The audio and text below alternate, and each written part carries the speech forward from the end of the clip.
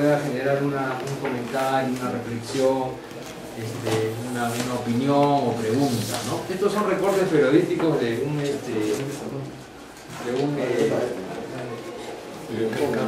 amigo.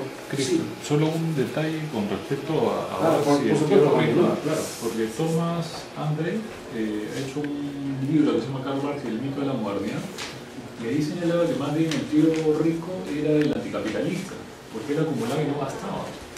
Entonces detiene la circulación del capital. Y que más bien parece que Karl Marx tenía una mentalidad antimoderna, porque él venía de los Estados Unidos rurales, y su ideal de vida era más bien retirarse al campo. Entonces, muchas de las historias de Pablo Metas en el campo son las más tranquilas, las más plácidas, un poco la mente. Además, disculpe que interrumpa, pero también hay que pensar que realmente lo mejor que tuvo Disney fue Karl Marx. De ahí no hubo otro nombre, busquen. No, sí, yo quisiera comentar. No, es dibujante. Don Rosa. Sí. Él es dibujante. Claro. Lo tengo como guionista. Gottfriedson también era guionista. No, Más Gottfriedson fue un gran dibujante, pero era un grupo de guionistas donde estaba, me acuerdo, Mel de Maris es uno de los guionistas, otro guionista, no recuerdo, pero eran tres guionistas que asesoraban a Gottfriedson, pero Gottfriedson era un extraordinario dibujante. Sí. Y también habían otras historietas interesantes, como por ejemplo El Lobo Feroz, que era muy bueno, ¿no? Lo que pasa es que se ha revalorado bastante a Bart, pero creo que no ha sucedido tanto a los otros personajes de la época. Pero era, digamos, habían grupos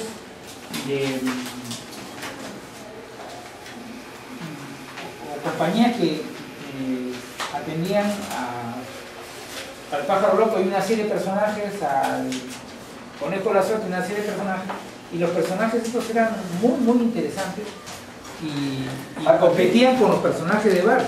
Aquí, por ejemplo, yo encontré este titular, este titular yo lo convertiría en una pregunta, ¿no? Y se leería: ¿Walt Disney solo para niños? ¿Tú qué opinas, Roberto? ¿Yo? No. Porque sería cuando, lo mismo, es un prejuicio, ¿no? Igual que decir que los cómics son solo para niños o para gente retrasada mental. Es lo que piensa la gente. No, que uno es incapaz de apreciar. O sea, el que es incapaz de apreciar un libro, una novela, tiene que leer cómics. Eso no es así, ¿no? Lo único que habría que hacer en todo caso es retar a la gente a que haga cómics. Porque si están viendo, si bien es cierto, los cómics están revalorizándose. Lo que me molesta mucho es gente que tiene cierto nombre ya en lo que es narrativa. Dicen, yo voy a hacer mi novela gráfica, o que yo francamente no me interesan los cómics ni nunca leí un cómic, pero sin embargo quiero hacer un cómic. O sea, como fue lo más fácil del mundo. ¿No? O sea, como está de moda, yo me subo. Eso es lo que revienta y lo que no debe ser. Porque esa gente va a hacer malos cómics. Muy probablemente haga mal cómics. Y la gente que lo lee ese pata va a leer eso, pues, un mamarracho. Pues, ¿Encontraste aquí algo interesante como para hacer un comentario? Sí, me puede hablar de otras cosas. Lo que siempre me ha llamado la atención es lo japonés. A mí no. Yo tengo mucho respeto por el manga japonés. Como todo lo que he hecho los japoneses, ellos no inventaron nada, pero lo hicieron mejor muchas veces. Entonces lo que me gusta rescatar de japonés es la estética. Y otra cosa que me da mucha atención es, aparte que es una estética coherente, o sea, a diferencia del occidental, el occidental, por ejemplo, se preocupa mucho en diferenciarse uno de otro. El japonés más o menos tiene una especie de estándar, ¿no? De todos gravitan alrededor de un centro y de un tipo de look y un estilo que los caracteriza, ¿no? Ese es uno. Otra cosa que me llama mucha atención del japonés, que es una industria, en mi opinión, más grande que la norteamericana, mejor llevada, pero que a la vez respeta mucho lo que es la cuestión del autor, lo que no está en los gringos. En los gringos son asalariados prácticamente, ¿no? Si tú dibujas bien, te contrato, claro, te pago un montón de plata, te saco la mugre y te boto, ¿no? O sea, hasta que te secas y chao, y todo lo bueno que hiciste quedó para mí. Y sigo haciendo las películas, los pósters, los polos, y tú miras desde afuera aplaudiendo, ¿no? El japonés no hace eso generalmente. Shooter japonés. y Seagull puede ser el ejemplo de eso. Pero es muy remoto, yo digo que hay cosas más actuales, son los primeros explotados. O lo más actual, por ejemplo, es el autor japonés en promedio, digo que todo, pero en promedio, ven a la historia como, o sea, como una especie de miniserie quizá larga, ¿no? Pero con un comienzo y un final. O sea, tú sabes que si vas a comprar, por ejemplo, qué sé yo, pues, por ejemplo, Akira, ¿no? Comprabas el 1 y sabías que había uno que decía fin. Y tienes tu historia completa, ¿no? Que puede ser sin números, sin dos números, lo que sea, pero ahí quedó. Lo que nunca puedes aspirar cuando compres un Batman o un Superman. Entonces te vas a comprar el 1 de Superman y bueno, yo sé que acabaré en el número 200, 300. Nunca va a pasar eso. Entonces, definitivamente, cuando hay una industria norteamericana que te lleva a la vender, es cierto, va a haber grandes momentos en esos títulos. De hecho hay, quizás hay una calidad, ¿no?, permanente, pero es condenarte pues a eternamente de estar ahí. ¿No? El japonés no, porque tiene un comienzo, un final y el equipo creativo es el mismo, ¿no? Y eso es lo bueno. Es muy raro ver un equipo creativo permanente en un cómic occidental en general, ¿no? O si no, lo que pasó pues con Astrid, por ejemplo, se murió el guionista y se fue al cacho todo, ¿no? Es la verdad, ¿no? Por más que quisieron seguirlo. La chica te encontrado algo interesante como para poder hacer un comentario, una reflexión final. Me llamó la atención las acuarelas de Pancho Fierro, pero ¿por qué? Para regresar a la idea inicial del doctor Costa y el tema de la historieta local.